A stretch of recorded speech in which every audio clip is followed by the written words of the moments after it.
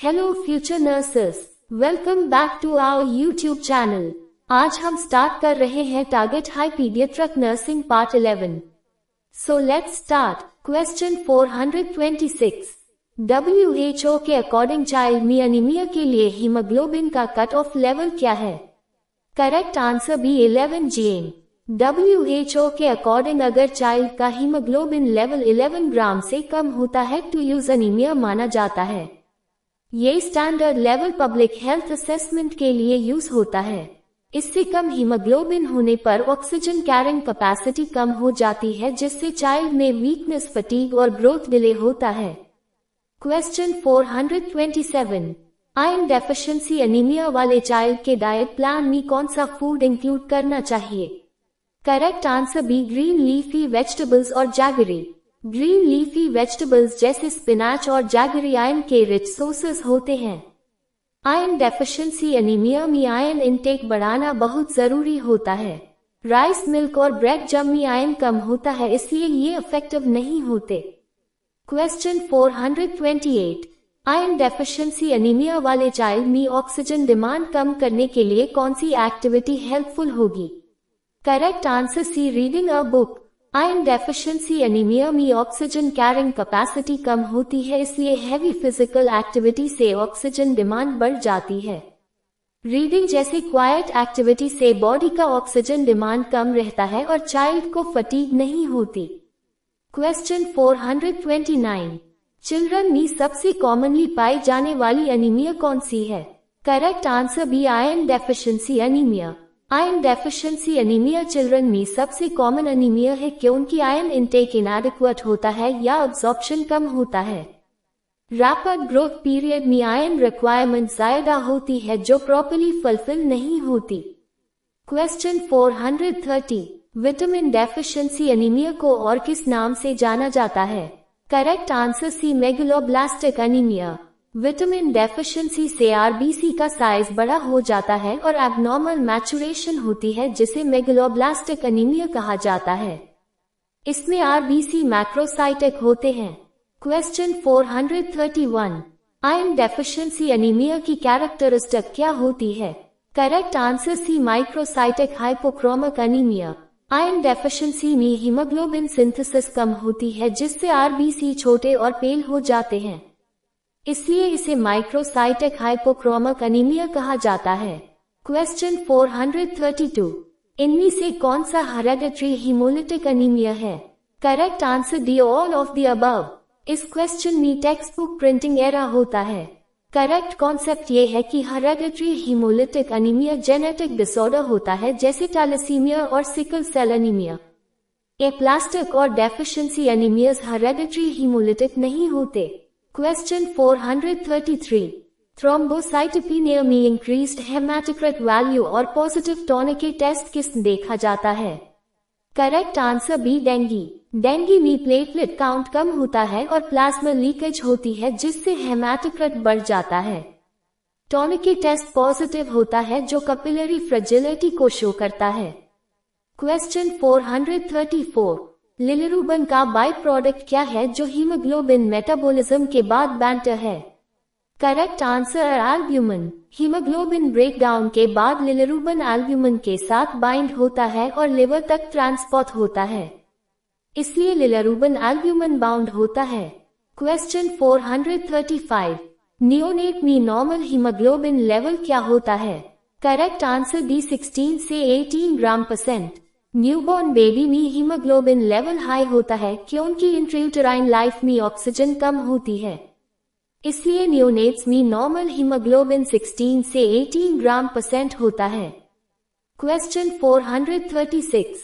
Haemophilia वाले child में गिरने के बाद नी में स्वेलिंग आए तो फर्स्ट नर्सिंग इंटरवेंशन क्या होगा? Correct answer C apply ice pack और कंप्रेशन। हीमोफीलिया में ब्लीडिंग कंट्रोल सबसे पहला स्टेप होता है। आइस पैक और कंप्रेशन से ब्लीडिंग कम होती है और स्वेलिंग रिड्यूस होती है। ये फर्स्ट एड मैनेजमेंट है। क्वेश्चन 437। हीमोफीलिया वाले चिल्ड्रन में ब्लीडिंग का मोस्ट कॉमन साइट कौन सा है? Correct answer C joints. Haemophilia में हीमाथ्रोसिस कॉमन होता है जिसमें जॉइंट्स के अंदर ब्लीडिंग होती है, स्पेशली नी, एंकल और एल्बो जॉइंट्स में। क्वेश्चन 438, हीमोफीलिया किस जेंडर को अफेक्ट करता है? Correct answer, only mail.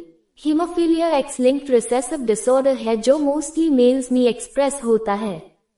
Females usually career होती हैं। क्वेश्चन 439, कौन सा कंडीशन रिपीटेड ब्लड ट्रांसफ्यूजन की डिमांड करता है? Correct answer C, thalassaemia. Thalassaemia major में हीमोग्लोबिन सिंथेसिस सिवियरली इम्पेयर्ड होती है, इसलिए चाइल्ड को सर्वाइवल के लिए रिपीटेड ब्लड ट्रांसफ्यूजन की जरूरत होती है। क्वेश्चन 440, हीमोफीलिया किस फैक्टर की डेफिशिएंसी से होता है? Correct answer, coagulation factor 8। Haemophilia में फैक्टर 8 की डेफिशिएंसी होती है जो इंट्रिंसिक पाथवे का इंपॉर्टेंट पार्ट है। इसकी कमी से क्लॉटिंग नहीं होती। क्वेश्चन 441, हीमोफीलिया बी किस फैक्टर की डेफिशिएंसी से होता है? Correct answer B, coagulation factor IX। Haemophilia B को क्रिसमस डिजीज भी कहा जाता है जो फैक्टर IX की डेफिशिएंसी की वजह से होता है। क्वेश्चन 442, हीमोफीलिया के सिम्टम्स क्या होते हैं? Correct answer b, haemarthrosis. Haemophilia का क्लासिक साइन जॉइंट के अंदर ब्लीडिंग होता है जिसे हीमाथ्रोसिस कहते हैं। ये पेनफुल होता है और जॉइंट डैमेज भी करता है।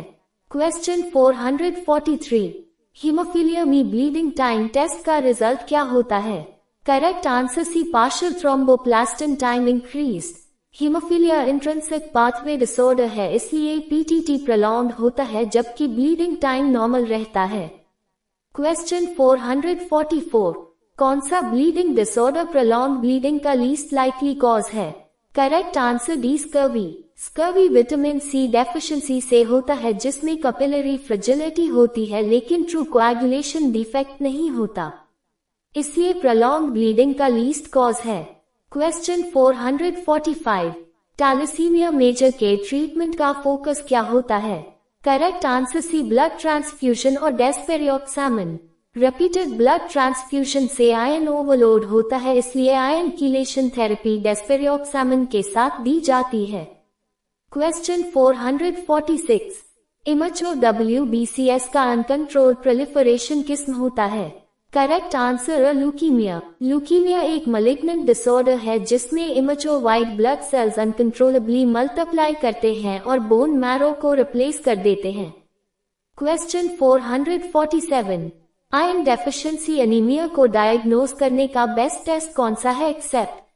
Correct answer D, total protein. Iron deficiency anaemia के डायग्नोसिस में हीमोग्लोबिन, सीरम आयरन, TIBC और ट्रांसफरन लेवल्स इंपॉर्टेंट होते हैं। टोटल प्रोटीन का डायरेक्ट रोल नहीं होता।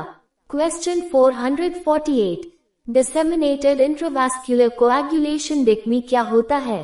Correct answer D, prolonged prothrombin और पार्शियल थ्रोम्बोप्लास्टिन टाइम। डिक में क्लॉटिंग फैक्टर्स एग्जॉस्ट हो जाते हैं जिससे PT और PTT दोनों प्रोलॉन्ग्ड हो जाते हैं और ब्लीडिंग होती है। क्वेश्चन 449, अंडर 5 मॉर्बिडिटी और मोर्टालिटी का मेन रीजन क्या है? Correct answer B, diarrhoeal disease. Developing countries में अंडर 5 चिल्ड्रन में सबसे कॉमन कॉज ऑफ मॉर्बिडिटी और मोर्टालिटी डायरियल डिजीज है। मैलन्यूट्रिशन इसको और वर्सन करता है। क्वेश्चन 450, 2 दिन के न्यूनेट का ट्रैकियोसेफेजल फिस्टुला का करेक्टिव सर्जरी 2 दिन पहले हुआ है। नर्स को कौन सा साइन तुरंत रिपोर्ट करना चाहिए? करेक्ट आंसर डी, ओरोगैस्ट्रिक ट्यूब का डिसलॉज होना। TF सर्जरी के बाद ओरोगैस्ट्रिक ट्यूब का सही पोजीशन में रहना बहुत जरूरी होता है।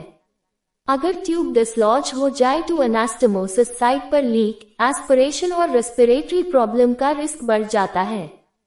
बाउल साउंड्स कम होना, थोड़ा ज्यादा रोना या पल्स 130 न्यूनेट में कॉमन हो सकता है, लेकिन ओरोगैस्ट्रिक ट्यूब का डिसलॉज होना इमरजेंसी साइन होता है और तुरंत डॉक्टर को बताना चाहिए। इसलिए करेक्ट आंसर ओरोगैस्ट्रिक ट्यूब का डिसलॉज होना है।